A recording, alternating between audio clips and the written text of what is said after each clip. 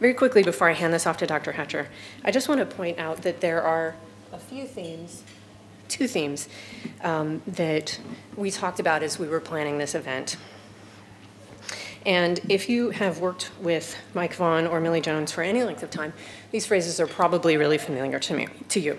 The first is more and better family planning.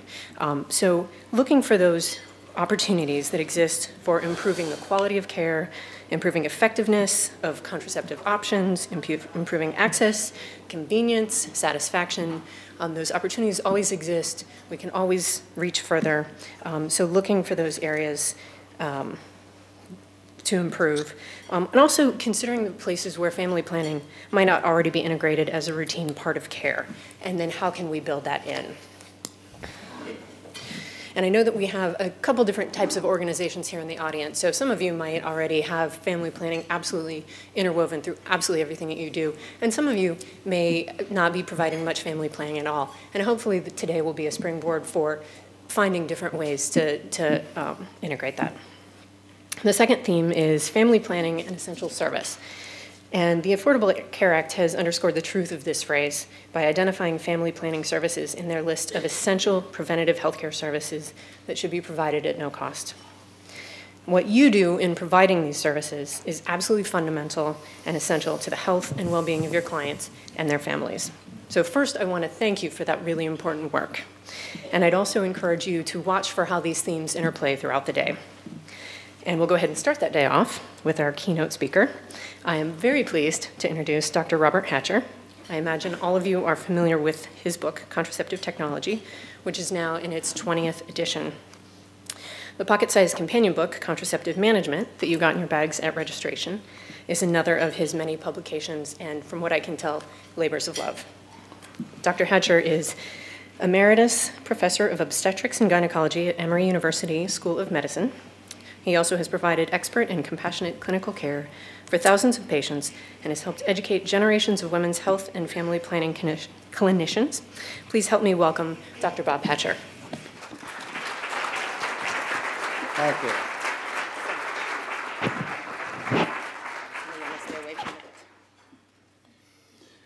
Good morning. I guess, since I've been examining some of you about this, what I'm going to say next, I should say that if you want people to use effective contraception, get them using one of the 3 LARC methods of birth control. So that's an important message, and you'll see why I say it that way later on.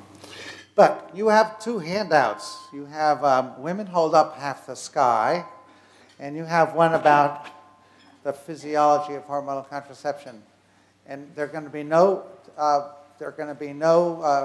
PowerPoint slides. Maybe I'll tell you why later on. But if you could open up to this one, and you don't have to open it, just look at the cover of it.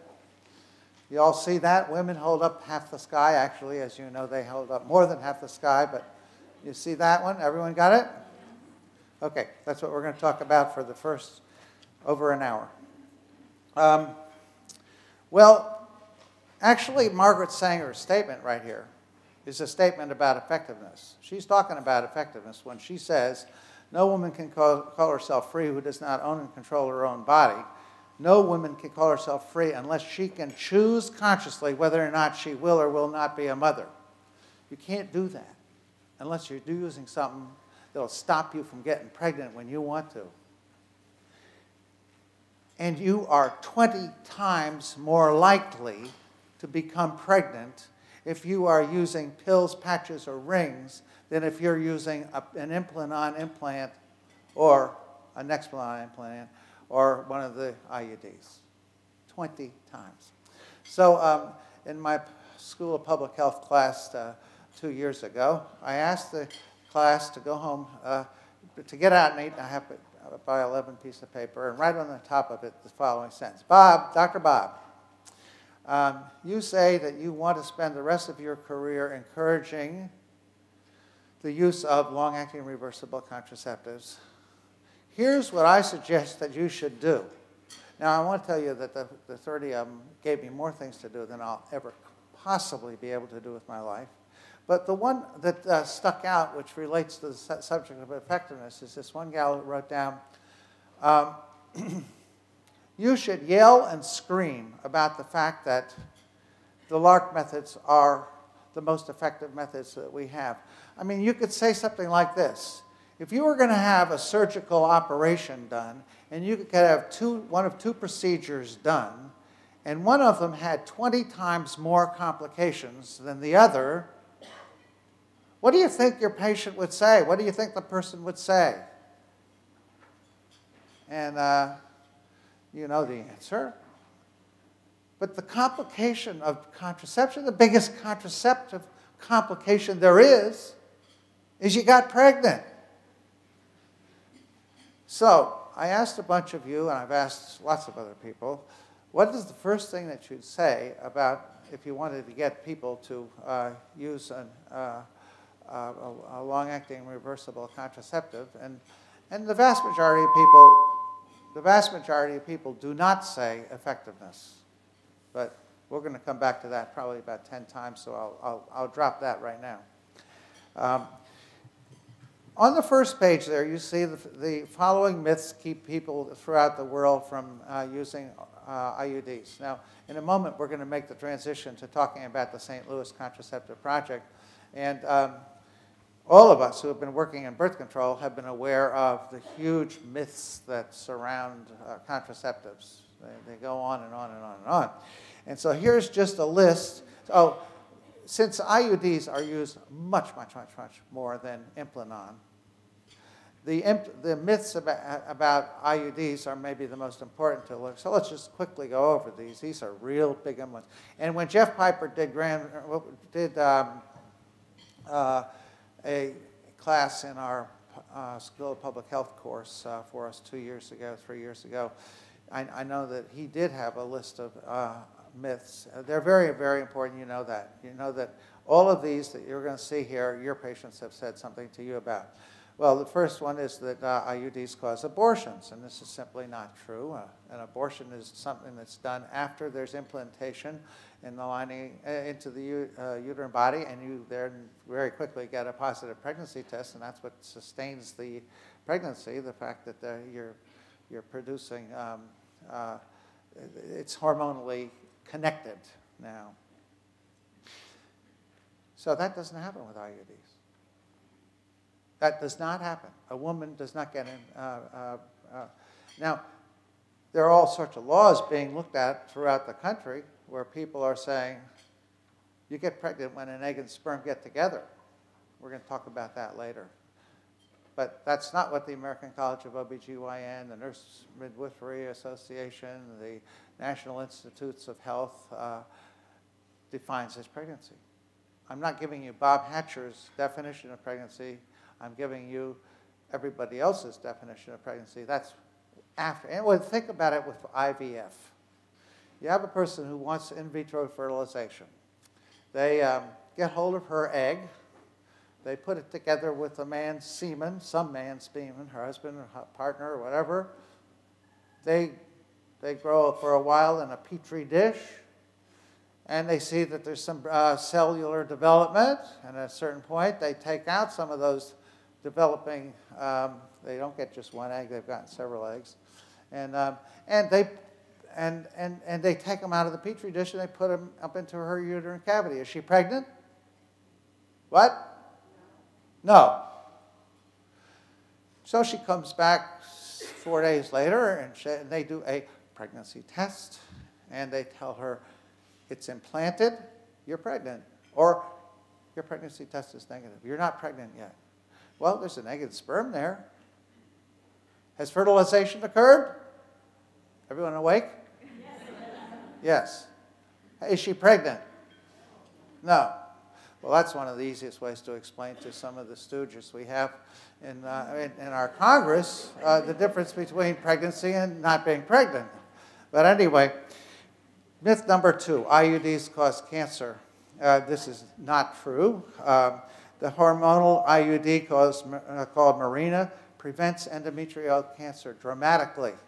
And the copper IUD called Paragard, I'll show you later, also has a protective effect against both endometrial and cervical cancer. 3, women with fibroids. They have the most common tumor in women is a fibroid.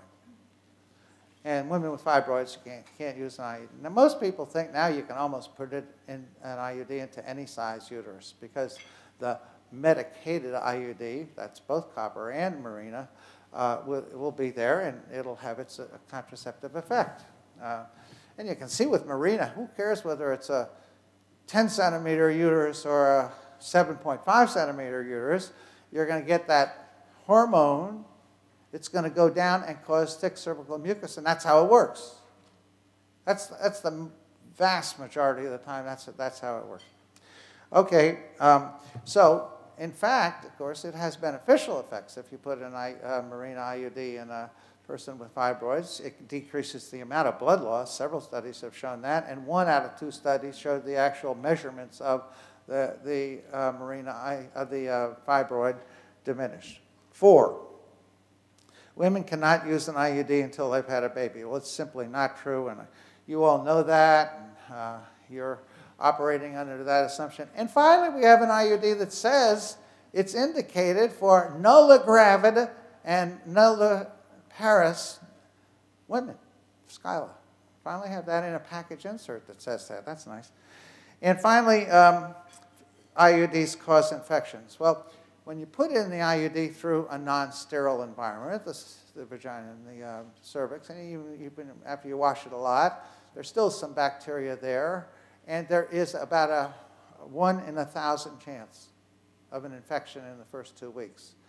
That's it for the increased risk. In fact, in the long run, the Mirena IUD, and I'm sure the Skyla too, IUD produces this thick cervical mucus, and that prevents ascent of sperm, and that's the way the bad bugs get up into the uterine cavity and the tubes, by the way. It's well documented that it's on the surface of sperm.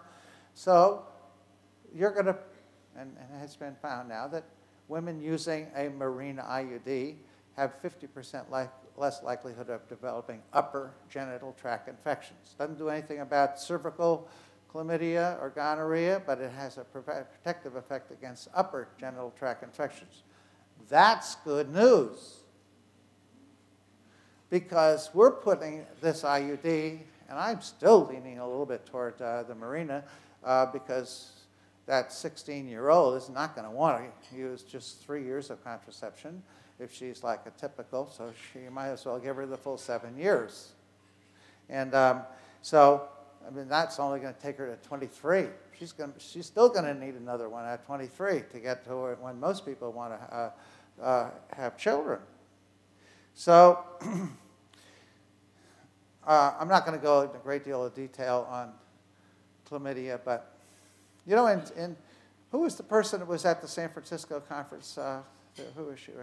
Do you remember when they asked the question, how many cases of gonococcal PID have you seen in the last year? Remember when they said a hand raised for that? Not one hand went up. I turned around like that, and I saw half the room. Not one hand went up. We're not seeing gonorrhea. So when we're talking about upper genital tract infection now, we're talking about chlamydia. Now, chlamydia is a tough bug because it's a silent one. And so we know that when you're talking about chlamydia and the 4H viruses, herpes, hepatitis B, HIV, and the other one, herpes simplex, which one did I leave out? HPV. That when that organism is spread from an infected person, male or female, to another person, that infected person is totally asymptomatic more than 50% of the time. Now let me say that scary statistic in case you have an 18-year-old daughter or son. You can't come close to telling whether that other person that you're going to have penis and vagina intercourse with is infected. with those 5 bugs, the 4H viruses and chlamydia. Because most of the time, the person transmitting one of those infections is totally asymptomatic. We got the picture? So now we're talking about putting an IUD in for a 16, 18-year-old gal. That's going to be a woman.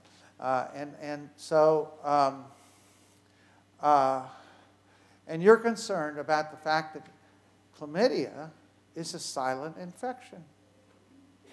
And it could get into her, and it could ascend up into her, and it could remain silent there. In fact, you know, 70% of the time a woman is infertile where the diagnosis is that it's due to tubal scarring. 75% of those women have never once been treated for PID. Now, isn't that scary? So now you got this 18-year-old. You're going to be seeing her, and you know that she's going to have, by the time she's 30, she's going to have 5, 6, or 7 partners, and she's going to be having sex with guys, and by the time they're 28 to 30, they're going to have 5, 6, or 7 partners. These are the numbers. That's your patient. She's 18 now. Maybe she's having her sex with her first partner, but there are a lot of people she's going to be exposed to, both through the individuals she's exposed to and their partners.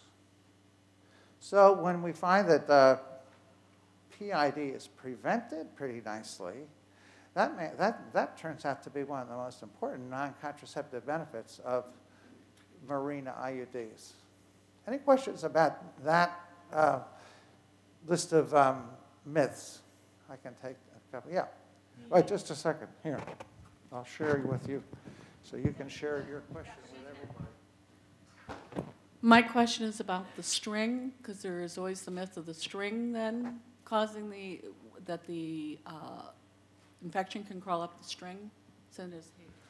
Yeah, I don't think this infection I think with the copper IUD, you had the problem of the way it was in the package, and the string might actually pop back up into the uterine cavity because it was curled out over the top of the inserter barrel.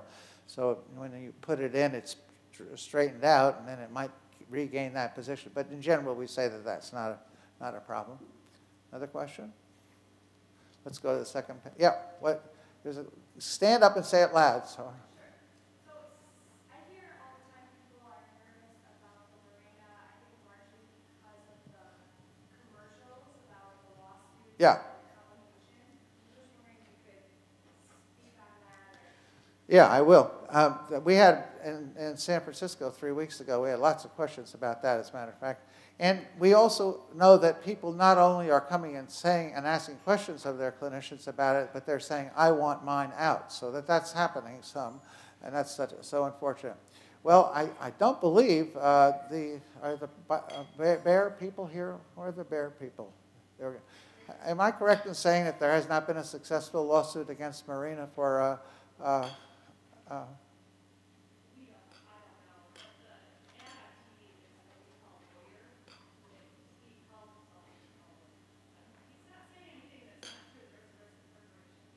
yeah.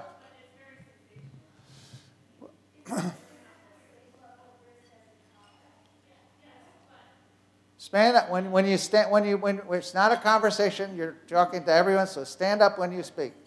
I was just asking if it's the same level of risk as the copper. Oh yeah, actually, I'm quite certain that there has not been a successful lawsuit against the copper IUD, and I don't know about the Mirena IUD.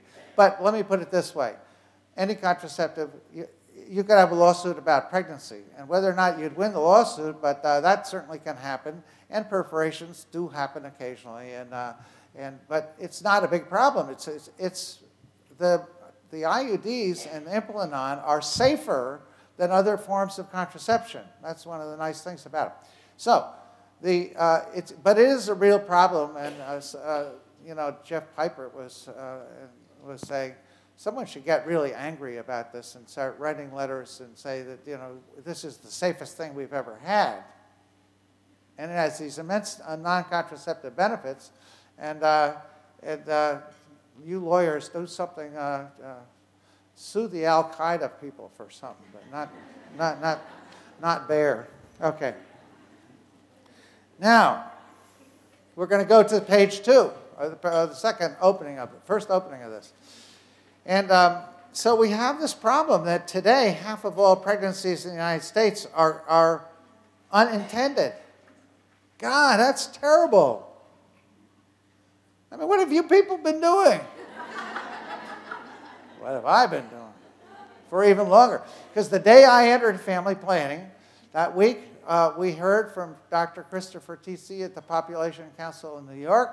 I was at the CDC as an EIS officer, and what he said was that 50%, this is 1966, July, that 50% of all pregnancies were unintended. That's the same number today.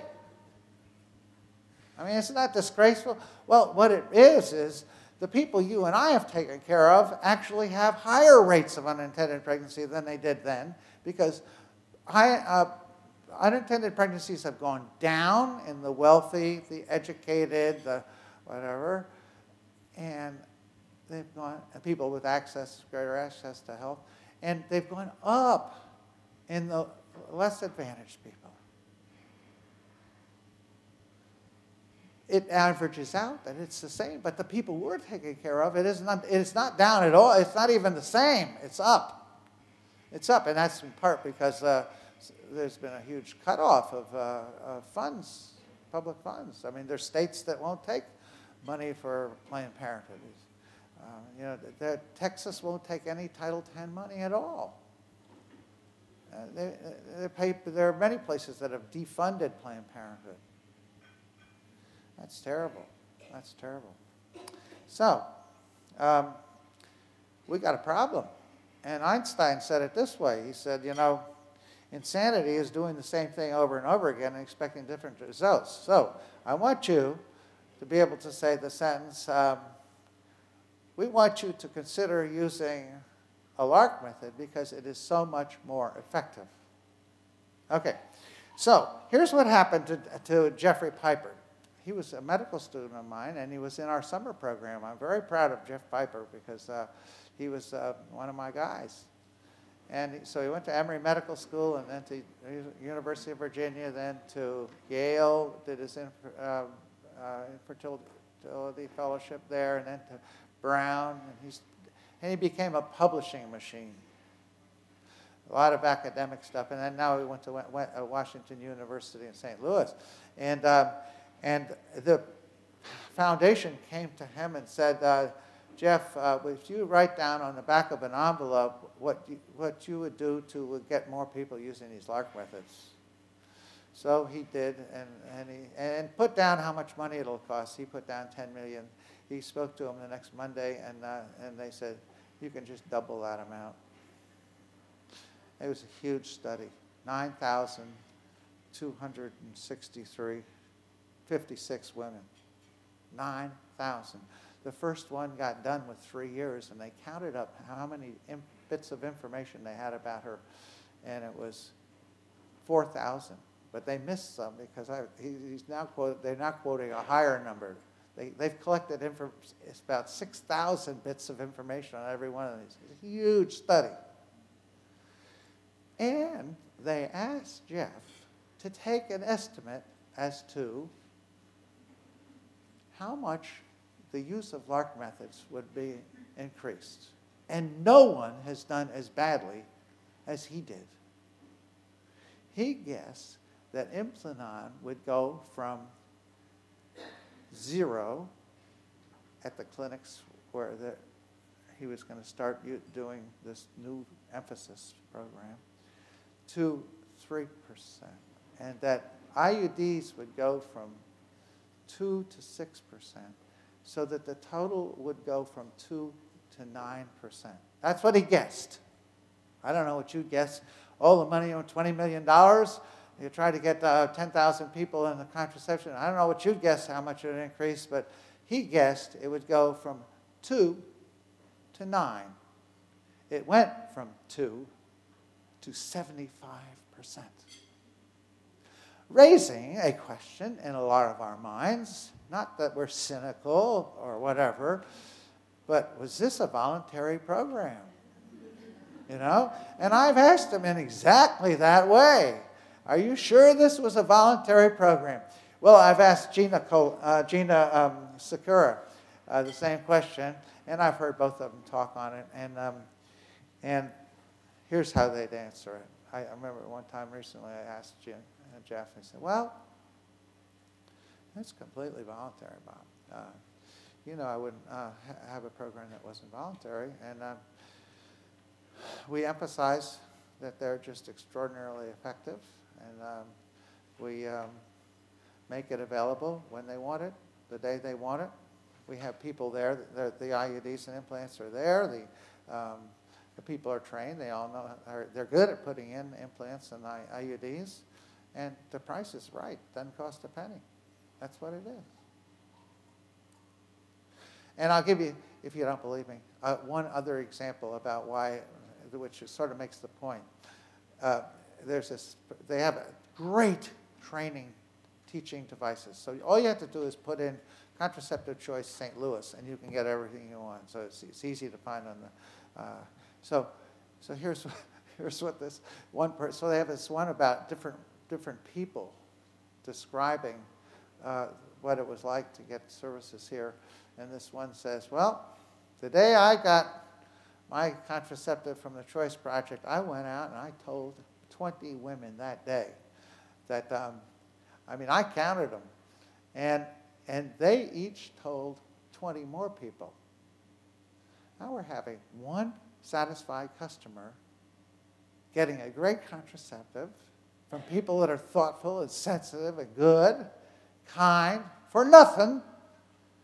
And one person led to 400 people knowing about the St. Louis Contraceptive Choice Program. Now, that's word of mouth, isn't it? That's really word of mouth. And the proof is in the pudding that over time, it took how many years, maybe 3 or 4 years, to get all 9,256 women into the project. It took about 3 or 4 years. In the latter years, it was more than 75%, because the word of mouth was so strong that it was above 75% choosing long-acting reversible. There's another way of thinking about it. I mean, I'm going to say this. Don't quote me on this. But, you know, any sane woman would get a long-acting reversible contraceptive if they could get it for nothing. You know, I mean, and you think about who can use them. If you look at the medical eligibility criteria, there's only one reason why a person can't use a Mirena IUD. What is that? What? No, well, not why a non-pregnant woman can use an IUD. What is it? What? No. Breast cancer in the last 5 years. Most people can't use it if they have 2 uteruses. But you know, I'm not sure that wouldn't work just as well, because you know, where is it supposed to work? It's working down at the cervical mucus level. So whichever side you put it in. Well, the one clear for using the WHO and CDC medical eligibility criteria is breast cancer within the last 5 years. That's the only one. It's amazing. Look at IUDs and pills and patches and rings. So anyone can use it, and it's safe. It's so safe. The IUDs and implant are so safe. So those are the 3 things they did. And now let's look at what happened. Teen births, right at the end of that, right there on this line, see where that is? Teen births fell to 6.3 per thousand in the Choice St. Louis cohort. They had 10,000 women, and so many of them were teens. And of them, in the years they had following them, 6.3 per thousand versus national 34 point. That's pretty significant, isn't it? And then the percentage of abortions for the people in their study that were repeat abortions fell to less than half the average when compared to national data. So it works. They work. Now, I'm not going to go on without reading you something that happened in San Francisco several weeks ago. So this person sent in this card, which I will save and use now from now on, because sometimes I get enthusiastic about something. And this person says, this is sort of a wait a minute card note. This is not a question, but a comment I've been hearing a lot about, of praise about Marina. I've been asserted hundreds of Marinas over the past 10 years, so I'm assuming she likes them too, or so. And I've come to believe they can be, underline, can be the cause of many varied side effects. It seems that many women complain of frequent uterine cramping, not associated with bleeding. We've also had women, two sides to this card, with depression, weight gain, hair loss, acne, moodiness, just not feeling right, etc. I've come to believe that any side effects with a woman with Mirena complains of could be caused from the Mirena. I'm with her. Over the years, but they're not all necessarily that Mirena was the cause, but I'm believing that I ought better pay attention to it and see what I can find out. Over the years, I've become a bigger fan of the Paragard and not so much the Mirena. I'm hoping the Skyla will be better tolerated by my patients. Okay, now I want to tell you about a nurse midwife who headed up our regional family planning training center, who agrees with this person that her preference would be a Paragard IUD. So we had her do a lecture for our family planning people, and here's what she said. She said, well, I'm still putting in lots of IUDs. She's still got some age under her belt. She's got some age under her belt, so she's been doing it for a long, long time. And I'm still putting in a lot of IUDs. And I tell women that my preference is the Paragard IUD. And it's partially because it lasts for 12 years versus 7 years. And it's partially because there are none of these side effects. Every single one she mentioned there. And you see them, and then you become a believer that they can happen. And so, but I also tell them about the advantages of Mirena. Now, how can you beat 50% protective effect against STIs, against upper genital tract infection? How can you beat 90 to 95% decrease in blood loss? How can you beat the study? There's a study in the New England Journal of Medicine just within the last month and a half by Gupta, and it's a study of how women think about the discomfort of their menstrual periods. And they looked at about a bunch of different variables. I'll come to it later in my talk, and I'll tell you exactly what they were. But the fact was that Mirena had a statistically less frequency of those side effects, and there were 10 of them. Everything from job, inconvenience as far as job, inconvenience as far as their life in general, whatever. Every single one of them, Mirena did better than any other contraceptive, and they had things that you could take, medications that you could take by mouth, birth control pills, all the different approaches. That's big talk, because what is the leading cause of women missing school and work?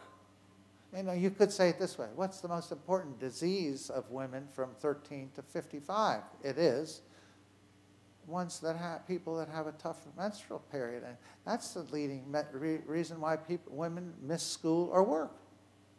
That's big. I mean, 8% of women miss school or work every single cycle. 8%. You can do something about that. You're really doing something for a person. So, you know, Joyce King explains all the benefits, and then the benefits and risks of the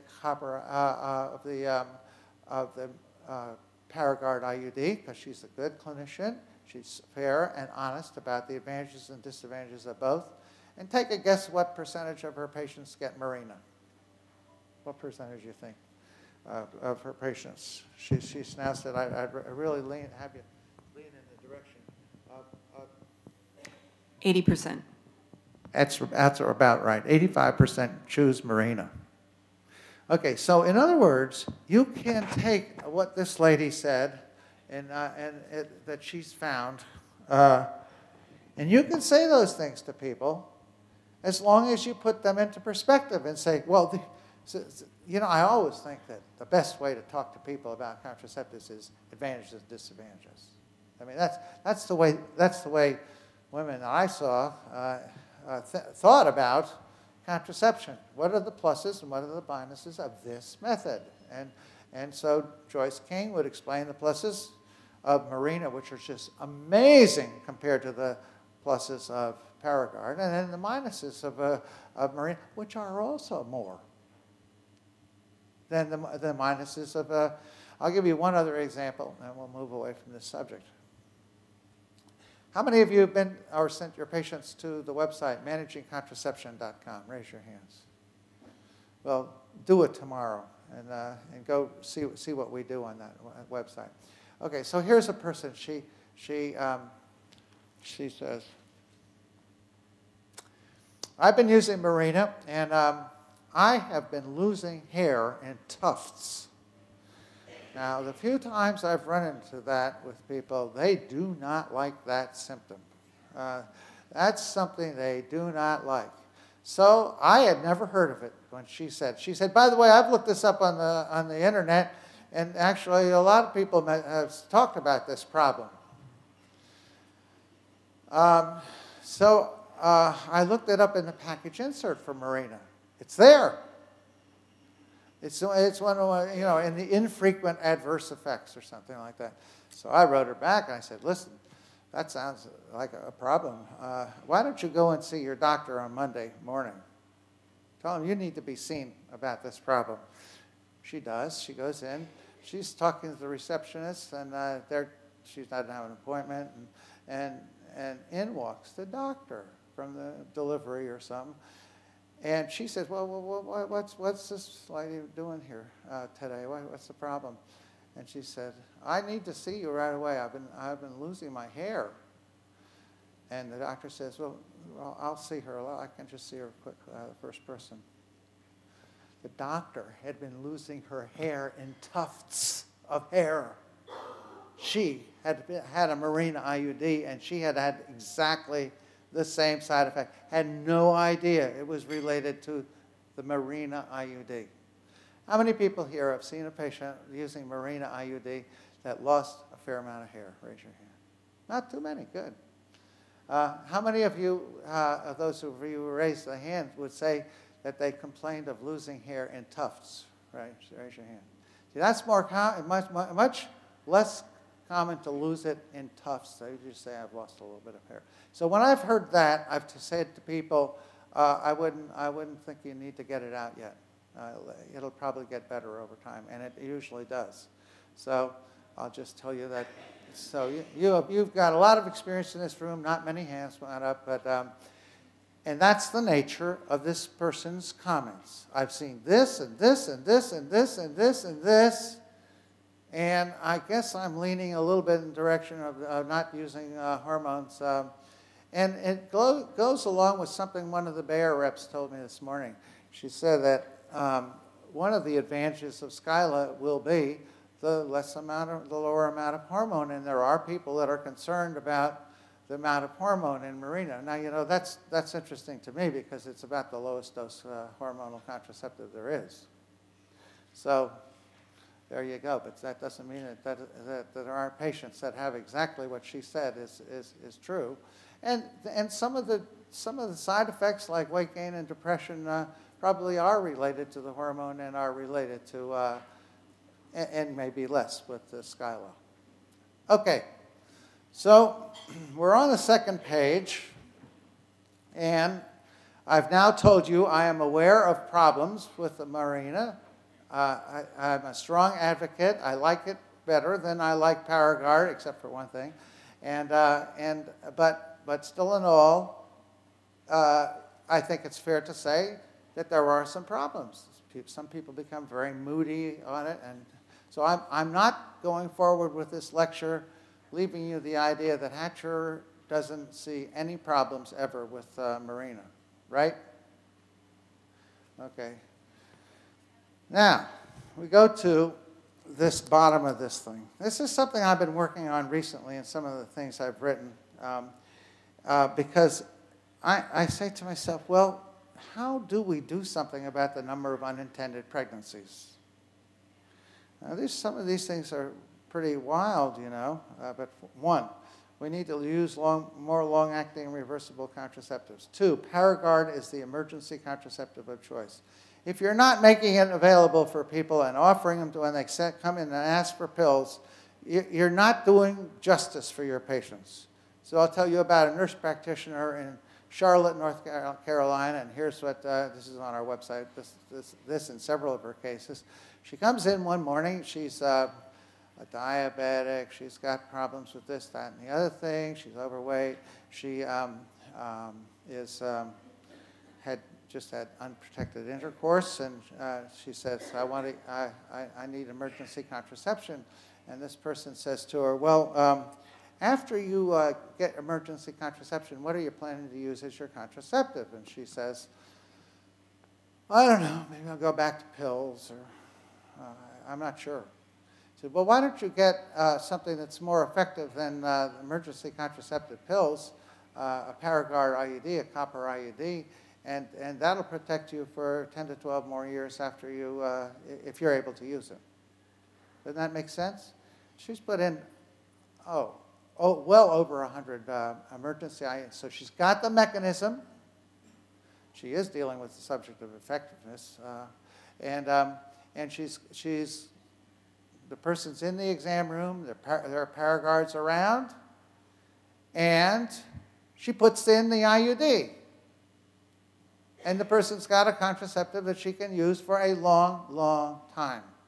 Now, I'm not naive. I know that it's sometimes hard for you to work out the mechanics of doing that. But do it if you really want to be providing emergency contraception, because emergency contraceptive pills, the most recent information about emergency contraceptive pills is that they have almost no global effect. So, that's the second one. Use emergency contraceptive IUDs if you can. One study in Asia, there were 1,963 women who got a Paragard IUD and as an emergency contraceptive, and not one pregnancy. So if you look at all the studies in the literature, the number is 12 pregnancies and just over 12,000 emergency contraceptive IUD insertions, or 1 in 1,000. So it's just really very effective. Now, not all of them will be able to use the IUD forever, but 3, place IUDs or an implant right after delivery. So those number 2 and number 3 are my 2 favorite things for increasing long-acting reversible contraceptives, because there are a million of those. I mean, excuse me, there are 3 million no, there are more than that. There are 3.5 million vaginal or C-section deliveries, and then there's some more abortions every year. So anything that is at the end of a pregnancy, is a good time to start using an IUD, whether it be near or full term, vaginal or C-section, or spontaneous or therapeutic abortion. 4, for heaven's sakes, accurately describe the duration of your contraceptives. Now, I looked at some of the stuff you guys were handed yesterday, and what I'd like to have you do at least is to use the words "at least."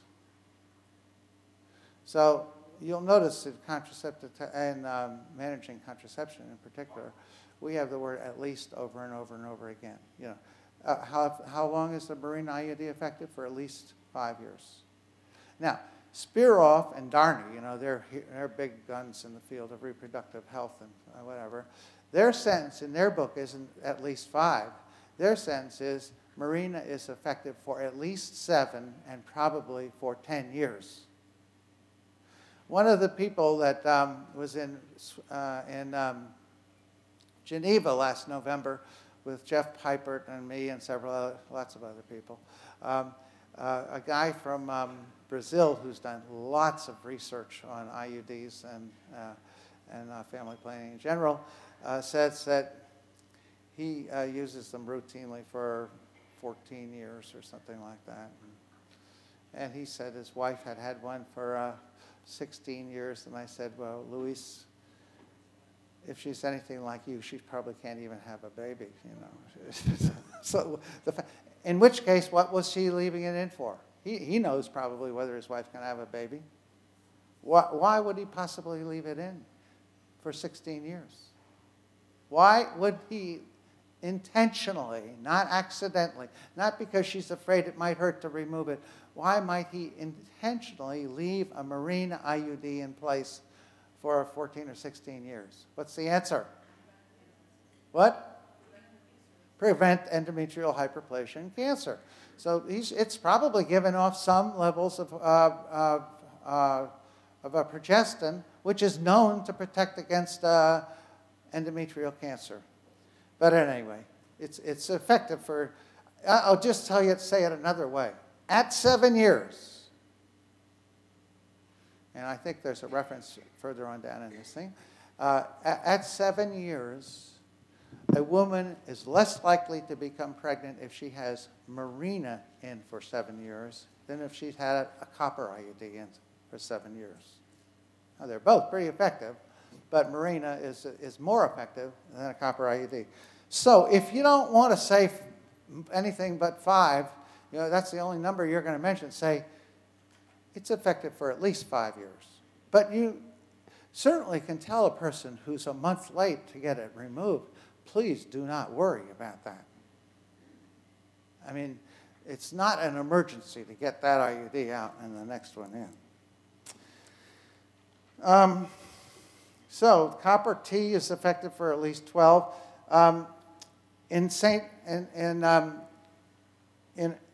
It actually is effective for women who have had 12 years of effectiveness and have their IUD in 12 years. A bunch of them have been followed for until 20 years, and there were no further pregnancies, no pregnancies at all. 2 published studies. Okay, the Implanon is effective for 4 years. In your current edition of contraceptive technology, it was about 277 women in 3 published studies, no pregnancies at all in the 4th year. Depo is effective for 17 weeks, and Nuva rings are effective for completely prevent ovulation for 35 days. And someone was saying that over published studies recently that went out to 42 days. But it's not 21 days, I can assure you. It's effective for much longer. So this leads a lot of people to do the following with the Nuva ring. They tell people, let's say if you want to do it, you can do it for the 1st of the month. If you want to change your ring every month on the same date, put the new one in on the 1st of the month. Or if your birth date is the date, you know, if you were born June 2nd, that might be the 2nd. Or if you October 19th, 19th might be a special day. But whatever you do, you choose the date of the month that you want to do it. And then you have 2 options. You can either take the old one out on that same date and put the new one in, or, and I think this is maybe preferable, 2 days before that date, take it out, and you'll probably have a withdrawal bleed, and then put the next one in 2 days later. But it certainly is effective to do that, and then you could go out longer than that. And as much as anything, the importance of all this is that you don't start doing emergency pregnancy testing for people that are out in that safe range. You don't say, oh, no, we can't give you your next step of Provera shot. We've changed all our guidelines at Grady. Have you all changed your guidelines so you have out to up to 17 days? I see some nodding. Yes, that's the thing to do. Okay, and I can't tell you how many people discontinue or got pregnant from Depo-Provera because that was messed up. I won't bother with that. But our FDA really screwed women with the way they handle the subject of teenagers and Depo-Provera and duration of use. I mean, with all that stuff about it's dangerous after 2 years. I mean, that's just terrible. 5, quick start. If you ever have a chance to hear Dr. David Grimes from, have any of you heard Dr. David Grimes? Well, go out of your way to hear this guy if you ever have a chance to. We've had him at some contraceptive technology conferences, and I remember one time he said, well, I'll tell you what I do. When I have seen my patients, I tell them, I'm going to give them this copper ID. The first thing I want you to do is to take this package insert and rip it. Throw that sucker away. Because there's so much crap in there. But the Depo-Provera one is so full of it. It's lush with wrong information. Quick start is the right way to start contraception. Tonight, okay, you have a problem. Here are the numbers for what's going to happen tonight. Tonight, about 10 million women will have vaginal intercourse who do not want to become pregnant.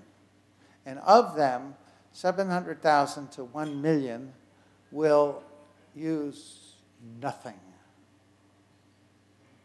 Nothing at all. That's a challenge. You and I have the challenge. So I'm going to just tell you that all 4 of the options that I mentioned there do deserve your consideration. Condoms, withdrawal, abstinence, or outer course. Don't knock one of those, withdrawal.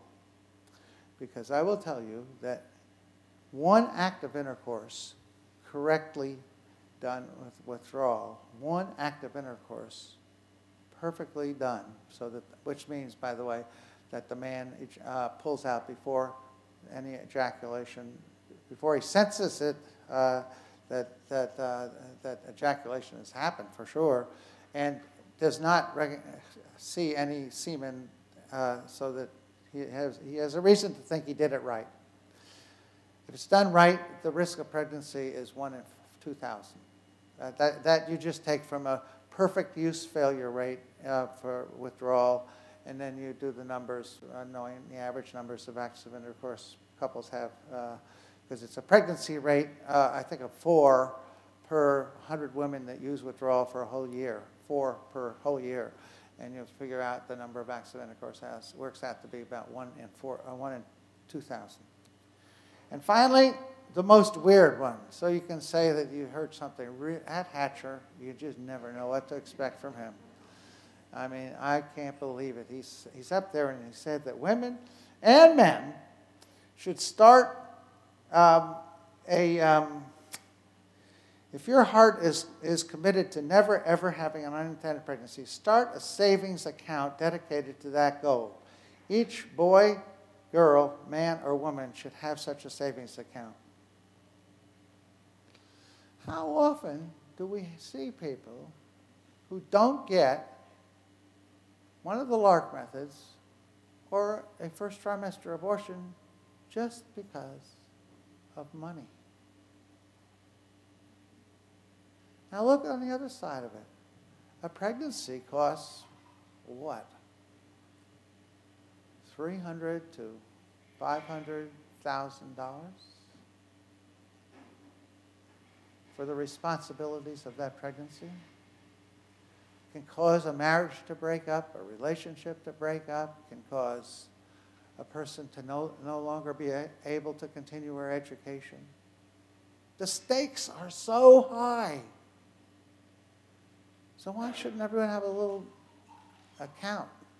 I'm trying to get this gal that I see periodically to do that. And I said, well, she wants to go to Paris. And I said, well, why don't you start your emergency contraceptive account and have it for that and Paris? So you're putting money into it, but you agreed to yourself you'll never take out more than half of it to go to Paris. You're going to have it available because you may need it. I don't know whether that's I gave this talk at a University of Michigan to 100 undergrads, And I went up the room like this. Well, I'll do it here. I'll do it here. Let's do it here. Well, here's what I'm going to do. I'm going to go right from you down back. And I'm going to say, how wild do you think that is, that idea of getting guys and gals to have a little account and keep adding to it so that if they run into someone who prescribes a birth control pill that costs much too much money, or they need to go to another state to get an abortion because they stop having providers, or just the cost of a second trimester abortion can be so high, or they need to buy an IUD or an implant. And then they've got it available. I don't know, just before I go back and ask you, I'm going to tell you about a case. Back in the days of the Norplant implants, we had a person in our program who walked out into the clinic and asked if anyone was interested in Norplant, and then if they were, because there was a foundation where we could get it free. So she'd go out and she'd find so she found this lady sitting in the clinic. She went up to and talked, and the person said, "I want to have a Norplant," and she asked her 2 or 3 questions. It was perfectly clear that this person would be eligible for a free Norplant implant. And this lady opens her pocketbook, and she's got a stack that big of dollar bills and $5 bills. She said, I was ready to pay for it. My friend had to pay $500 for her Norplant implants to be inserted, and I've been saving for months. I got $500. And Maxine said, well, you've got $500 for something else because we're going to be able to get you a free one. So you can't tell me that even poor people, she was pretty poor, can't save money if they want to. They can go to athletic contests, they can go to sporting events, to musical concerts and stuff.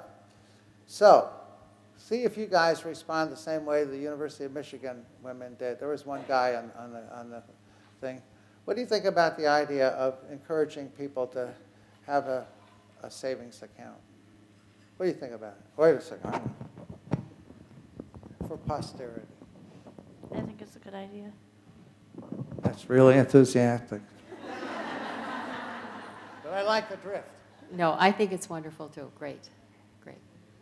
Okay, what do you think? I think it's a great idea if they follow through. Well, most good ideas I have, I don't follow through on. So the fact that it may be hard for people, but we can sort of encourage it and re-encourage it. Great idea. Not sure it works in reality. We need Affordable Care Act. Yay. Okay, yeah, I agree. By the way, how many of you who have ever had, as in your way of financing your lives, a thing where you set aside an envelope or a separate account for expenditures in something that was really important? Raise your hands if you've ever done that. Wow, look at that. That's it. So this person that wants to go to Paris, she has made my life a lot better. She does my toenails, and I tell you, it really has made a difference in my ability to get around. I mean, I have funny feet. And so the last few times I've been to see her, I've given her a little contribution for her Paris account to get started. Next time I told her next time I come, she's going to have started an account in the bank. Her really, really, really don't want to become pregnant. Really, really, really want to go to Paris account. Or I'm not going to give you a tip to put in the pocket. Great idea. Great idea. Great idea. Well, yeah. That's a great idea. Yeah. I know what the tone of voice meant, and you're right. I think that the fact is, the likelihood of getting someone to do it is not great, but you could start one for your children, right? And what are you asking me? What do you think about the idea of people setting up an account or an envelope where they save money so that something like a LARC method or an abortion, if they wanted to have one, they'd have some funds to do it if they... I think it's a great idea. I think in some of the population I serve it would be unrealistic. I love the idea. I think it can help with commitment to the reproductive goal. I think it's a good idea, but I don't know that it would work. Well, let me explain how it would work. You have this envelope, and you put some money in it every week. And it may be $1, it may be $5, but if you do it for long enough, it's going to be 500 or 600, and he's going to be doing it the same, and you're going to have a contest between the boy and the girl. And then if you ever leave me, you say to the boyfriend, then you've got one for the next person. She's going to be so amazed that you're that interested in birth control. I think it's like paying yourself first. Yeah, pay it forth, pay it forward. I think you can save money a lot faster toward contraception than you could toward the cost of a pregnancy. And guys are pretty aware of the cost of pregnancies and money for contraception, money for a car. By the way, I'm going to just go back up here. 3 people. I'll just say, if you were to give a number that says, well, this is what the average person would probably cost, average child would actually cost by the time you get through college or age. Let's say 20 or 22. How much? 50,000. 50,000. That is so ridiculous. It's like 250. Oh, it was 250 3 or 4 years ago. What do you say? Oh, I have to also. It's just a lot. $500,000 is $500,000 is if you've got, I mean, if you've got dreams for your kids and you'd like to, I would say this is an important dream for us to all have, is to try to get our kids out of college with no debt. My school, by the way, was on the front page of USA Today as the #1 college in the country. High academic standards, and the kids leave school with no debt. Williams College. I mean, they will not let you have debt. They don't make any loans to people. Everything they give is so huge. And it's $50,000 a year for that school. They have huge endowments, huge endowments. Do you know that Princeton is very close to saying that that no undergraduate will pay anything to go to Princeton? And the University of Pennsylvania Medical School almost made the decision to charge nothing for medical school, period. Now, I think that's a good way to go with people that want to make contributions to something worthwhile. We have a huge problem with the cost of contraception, with the cost of education. Okay, how much time do I have to switch, or did you just give it to me right at the minute? 2 minutes late. Okay. Now, we're going to go to the next page, which happens to be the shortest page in terms of what I need to say to you. But I want you to look carefully at the levonorgestrel IUD, because I think that one of the things that you can do to get people to use LARC methods is to emphasize the non-contraceptive benefits. And there's a nice list of them for the levonorgestrel IUD, with that one at the bottom, a 50% protective effect against PID. Let's go to the last page.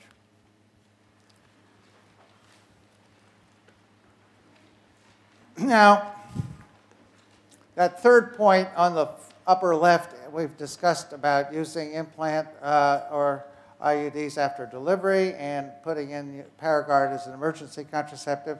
And the only thing I want to focus on, just a couple of things on this page. It's really fun. It was fun to put this together. And if you will look at the top of the set of failure rates, you'll see something new that you haven't seen in our stuff before.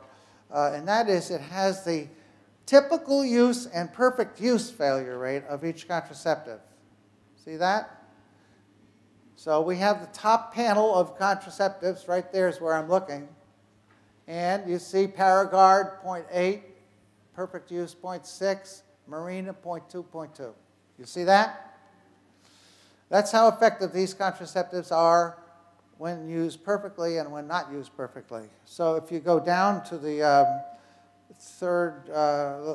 to the last one, where's withdrawal? Is there? Oh yeah, there it is.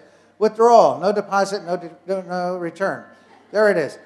Typical use, no picture of that, because this is not an X-rated publication. Typical use is 22. There's perfect use, 4. And then if you do the number of acts of intercourse, it turns out to be 4 per 8,000 acts of intercourse in a year, and or 1 and 2,000. That's how I got that number I came to earlier. That's a very useful stuff. That is very useful, and it's amazing. Just look at Nexplanon and Implanon, perfect use. I mean, both typical and perfect use, 0.5. You see that? Look at the next one over to the right, female sterilization, 10 times higher. Whoa! These long-acting reversible contraceptives are right in there with female sterilization. Now, male sterilization is a little bit more effective. Okay, the last thing I wanted to do is to tell you one interesting historical fact. I love this one. Do you see that plant down there, down below Margaret Sanger, just to the left, called Malokia? You see that? Well, I go to Egypt, and I've just read something from Johns Hopkins that there was a plant, that plant, which was described on the walls of tombs 5,000 years ago. And women would, it has these stalks that are about this size, or a little bit larger, or a little bit smaller. And they would shove those things up in through the vagina, in through the cervix, and up into the uterine cavity. Dangerous stuff we're talking about. And it would produce an abortion. So I go to Egypt, and now, just as some of you have noticed when I was yesterday and today, I'm always asking questions of people. So I did this for 25 times. I asked 25 people, have you ever heard of this plant? And I didn't have a picture of it, unfortunately. And it took a little while for them to understand what I was saying. I didn't say it quite right. Have you ever heard of it? Oh, yeah, it's a vegetable. Every single one of the 25 people, they knew that this was a vegetable that they used. And you could see actually people walking around with them on their heads or on their donkeys or in a truck. Big amounts of this were sold in Egypt. And I said, well, is it ever used for anything else? 23 out of 25 knew that this thing was used to cause an abortion. In Egypt in the current day, not 5,000 years ago. 23. So I always say, if you want to know why we need safe, legal abortions, it's because things are going to be done to the uterus of a pregnant woman that could be very dangerous if you don't have it safe and legal. Okay, so I think I'll leave this one now and make the transition to the other handout that you have. And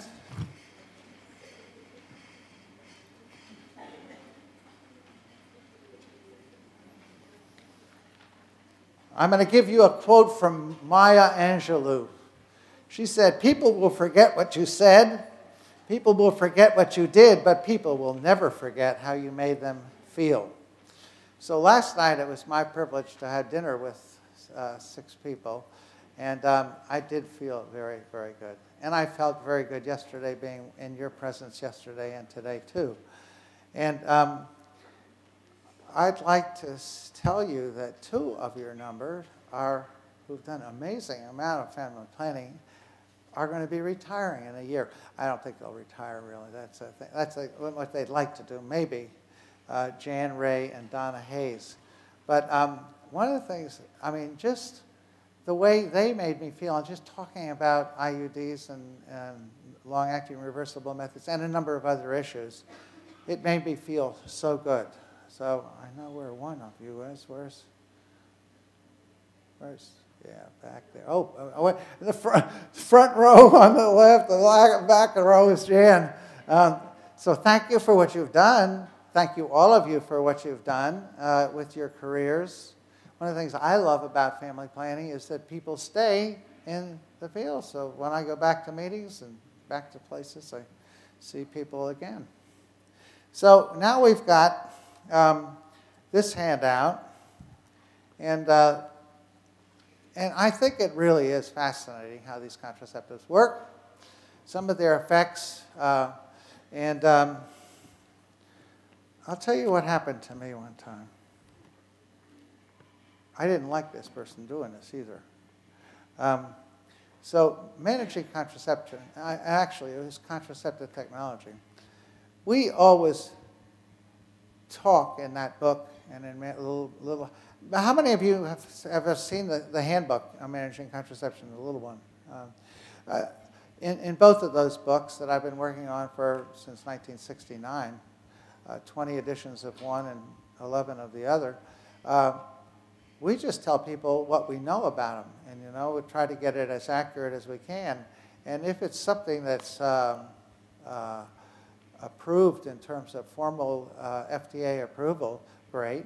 And if it's not something that's approved, we talk about it anyway. So I do this, and the medical director of Planned Parenthood really got after me for talking about use of combined pills. It was combined pills, not progesterone-only pills, as emergency contraceptive. Well, there was published information about that, and I thought, I hurt my feelings, and made me a little bit anxious too, because she was a powerful person.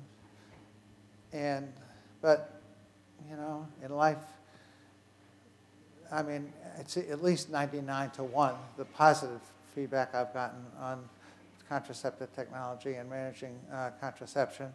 And so what we try to do is to be as accurate as we can and as complete as we can. And I'd say the biggest error has been not having enough information when there was information. But let's go through some of the information we have, and I'll bet you this first one is going to change you a little bit. This is scary stuff. Okay. A major mini pill mistake. Am I taking my pills wrong? I think I am. I take my mini pills each night at 10 o'clock just before I go to bed. Usually we have sex at night, occasionally just after we wake up in the morning. Since mini pills work primarily by causing a thick cervical mucus that occurs, just say 2 to 4 hours after a progesterone-only pill, and this lasts for just 22 hours, I think I've been taking my pills wrong. What should I do? Could you open this thing up now? And go over to the bottom of the left-hand page, progesterone-only pills. So here's the problem. You take a pill, and its main contraceptive effect is going to be to cause thick cervical mucus. And that happens in 2 to 4 hours. And it lasts not for 24 hours, but for 22 hours. Okay, so let's say this person is going to have sex at, take the pill at 10, and it's going to have sex at 15 minutes, half an hour later. Okay? Is the cervical mucus thick from the pill she took the night before? Is the cervical mucus thick from the pill she took just before she went to bed? So, let me tell you what two people say about this. And I think you need to say it too. Okay, so Spiroff and Darney's textbook on contraception says,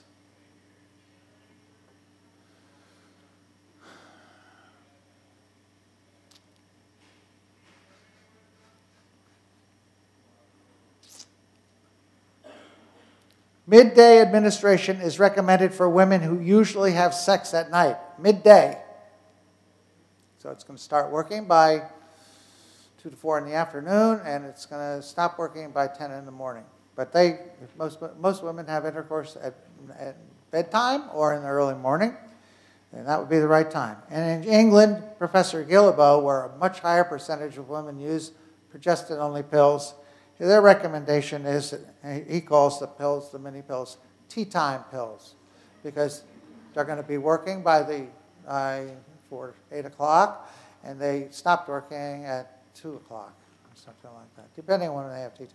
Well, you just have to internalize this information and realize that if your person is taking their mini pill right when they have sex, that's not the best time. Okay, message. Oh, we already said that. 1.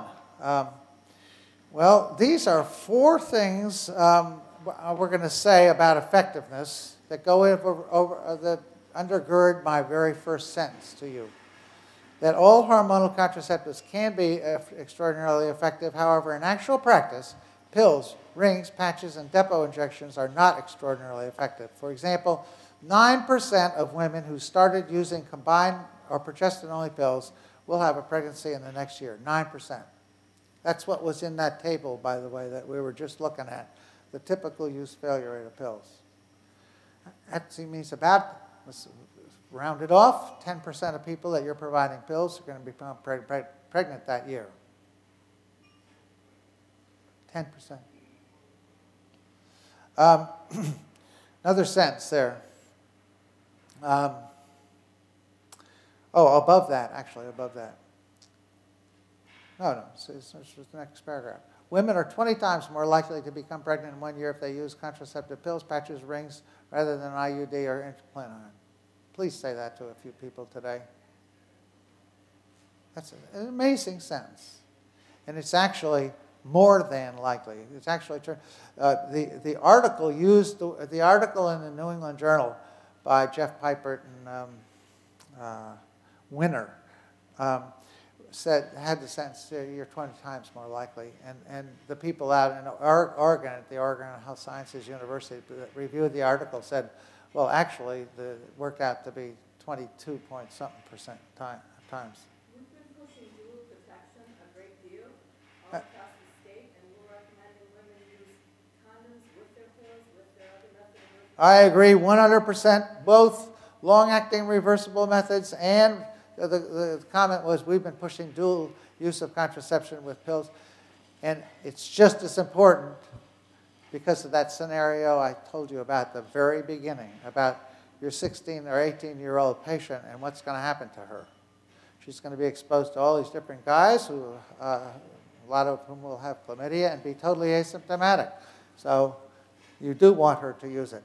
And as someone said to me something today about a pregnancy that occurred in Marina user, and I thought to myself, well, wouldn't it be amazing to have a cohort of women where your goal was to avoid every single unintended pregnancy?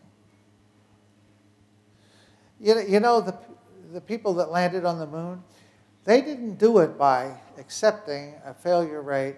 Let's see, the failure rate for Marina is 0.2, 2 in 1,000. They didn't have 2 in 1,000 chance risks that could kill you. They would have used condoms. If those people with that thinking pattern had been using Marina, they would have used condoms as a backup. So you can justify it on the basis of infection, but you can also justify it on the basis of the fact that if you really want to avoid all unintended pregnancies, there's nothing at all wrong with using 2 contraceptives. And I never will forget this person. She came in to me. I saw her. She had her tubes tied. That's pretty effective. She was about 5 years from having a tube tied. She was taking birth control pills, which actually a fair number of people do because they've lost the protective effects of the pills against menstrual cramps. She was using pills, and she comes in wanting emergency contraception because last night we had unprotected sex. Well, of course, what she meant was that she didn't use a condom. She was thinking 3 contraceptives at once. She wasn't using emergency contraceptives because she was thinking of infection. She was using emergency contraceptive pills because sterilization, pills were not enough. I want to be using condoms too. Now, I mean, I'll just confess. My wife and I had 2 unintended pregnancies. It's the typical pattern. Same method, you know. Slow learners we are, you know. And the second pregnancy led to a severe postpartum depression, which then recurred several times, and she died of suicide. So I've often thought, wow, that unintended pregnancy, that third one, that was a bad deal. So it's not, when we're talking about, as we go down this row here, the cost financially of a pregnancy, if you have an unintended pregnancy, it's all sorts of other costs. Education, health, self-respect, all sorts of things. Your marriage, your relationship can end, you know. And I really think, although I think it's a pretty wild idea, the idea of saving up money like that, it's not a bad idea at all. And we could try it a little bit more. Okay. So I have 15 more minutes. I'm not going to say anything more about the rest of this page. There's interesting information on this page about a lot of the contraceptives, but I do want to note something, a positive note about pills. So it's right here on the page. There's a big smiley there, and then this arrow. And the thing says, ovarian cancer is diminished by 80% of women who have used pills for at least 10 years. And the protective effect lasts for 30 years. That's a massive, massive. Well, we don't have anything to take care of ovarian cancer. We're still in the woods about that one. Early diagnosis is not there yet, and treatment is not there. I mean, there's some occasionally early diagnosis. You are in the abdomen for something else, and you find it, and you take it out. And some people live, but it's really discouraging. And yet this is pretty profound. And it's nice to know that IUDs have some protective effect against endometrial and cervical cancer. It's nice to know that Mirena has a dramatic protective effect against endometrial hyperplasia and cancer. Last page. So we've come back to where we started with that first handout. I've always loved the phrase, women hold up half the sky, and some would argue that women hold up more than half the sky, and I'm one of those. I agree with that. And so we want to make women free. By the way, she was really interested in contraceptive effectiveness, I can tell you that. And I'll just ask you to look later at the last paragraph, because that's what's going on in politics today. And this is a political statement right here. That the way in which pregnancy and personhood are defined, if a woman is deemed to be pregnant as soon as fertilization occurs, which Colorado is voted on, Mississippi is voting on, Georgia is planning to vote on, if they decide that that's when you get pregnant, then all of the contraceptives that we've been talking about, emphasizing, all pills, patches, rings, Depo-Provera, both IUDs and all three IUDs now, and both implants. All of them can occasionally interrupt, act as a contraceptive by interrupting implantation. That can happen. It's not very common with a lot of them. So if we let them win that battle, then they're going to call everything we do as we're all abortion providers here, every one of us, because that's what all of our contraceptives can't work that way. So we can't let them win that battle. So I want to leave a little time for questions and answers. Shoot. Or else I'll start asking you questions. It's easier.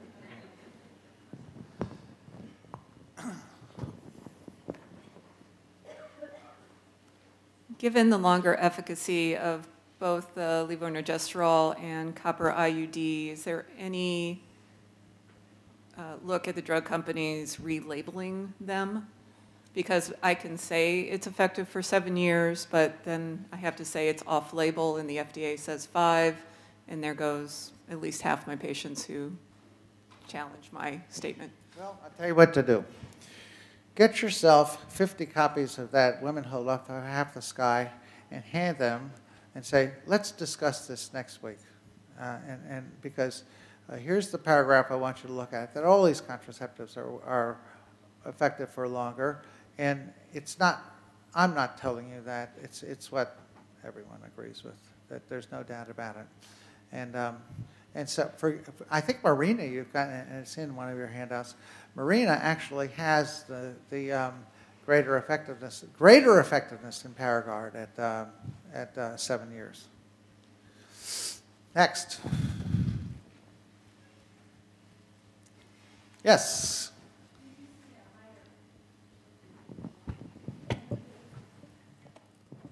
Do you see a higher incidence of ectopic pregnancies with Paragard IUDs or Mirena? You see, it's in the handout. It's in the handout where I think it's twice. I'll tell you what it is, and I don't know where it is. The answer is both Mirena and Paragard are associated with 1/10 the number of ectopic pregnancies as a woman using no contraception. So it's markedly protective against ectopic pregnancy. Next question. Yes. I think it's fun. People like to hear the question. I'm really still dealing with the IUD and the breakthrough bleeding. And I know in all our discussions that we have, I find that as one of the main concerns that my clients just do not tolerate. I can counsel and counsel and counsel. You will have breakthrough bleeding. And they still do not want to continue with the method because that is so frustrating. And if I can have any bright ideas. Is Mirena a very low dose pill, contraceptive? Yes. Okay, so you're talking about the lowest contraceptive dosage we've ever provided people. And now we have 20 and 30 microgram pills. So does that give you a hint as to what I'm going to say? You can have her use a low-dose combined pill for as long as she wants. In San Francisco, you may remember where's my friend who was in San Francisco? You may remember the person who said that she finds that cycling a person for 3 months before they get the Mirena just has an amazing effect in terms of the use of what happens after it's inserted. And a lot of people have found that using it after so I would say, if you're really concerned about it, you could try to get people to cycle, and it gets the lining a little bit more thin. Give them 3 months of a low-dose pill beforehand, as long as they don't have a reason to avoid estrogen, and then for another 3 months afterwards. And then you're gonna find a lot less problem. Although it's not everybody that has it. It's not everybody that has it. But I had one person that wrote into the website, and she described this history for a year of bleeding. I couldn't believe it. I said to myself, I'm not believing she's still using a Mirena IUD. She was. And so I told her, I'm amazed that you've got your IUD in place now, but you could try several cycles of pills. By the way, sometimes I get long, long dialogue back and forth between people, and sometimes it's just I just get whatever information I got the first time, and I give them my first answer. Often I ask questions of her, and that brings me to a great question I learned from someone I was taking a long drive with.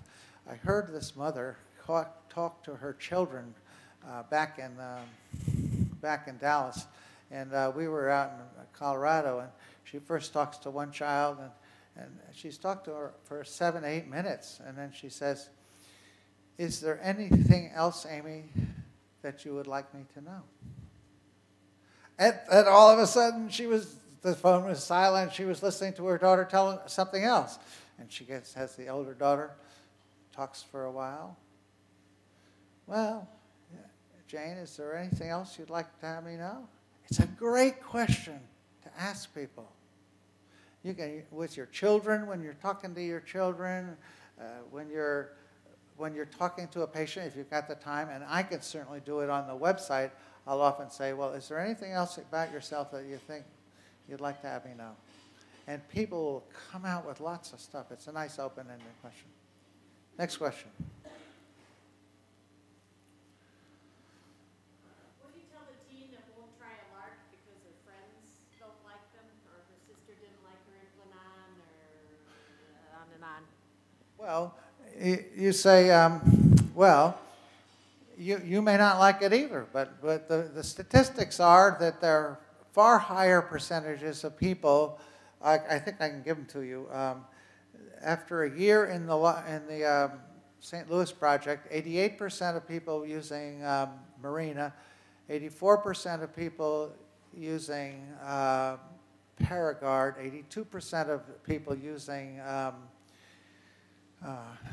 Implanon were continuing to use them, and for pills it was down around 60%, and for Depo it was around 50%. So this has been shown over and over again. The continuation rate is much higher, and the level of satisfaction is higher. So yeah, individuals can have problems, but the numbers are that, and by the way, that's published data, the data on continuation rates. There are going to be more papers come out of that St. Louis Contraceptive Choice Project than any research project done recently on birth control. Good morning. Good morning. How strong is the data on the how strong is the data on the if a woman develops regular cycles on Implanon, this suggests that the suppression of ovulation mechanism is no longer operative? We're on the fascinating the how, why, where, when, how long piece of paper. It's on the left side. You open it up, it's on the left side, and there's a sentence that says, if a woman has Implanon in place and begins to develop regular periods, you can guess that she has started to ovulate. And so Guilbeault suggests that that can be used as an indication that the effectiveness of the Implanon has become less. So that would make sense. So that would I would use that as a way to get that person to consider using condoms as well. So I don't think it's essential, but the numbers are such that the pregnancy rates aren't high, but particularly someone who is overweight, you might think about that. Very overweight, periods have become regular, then you know she's ovulating.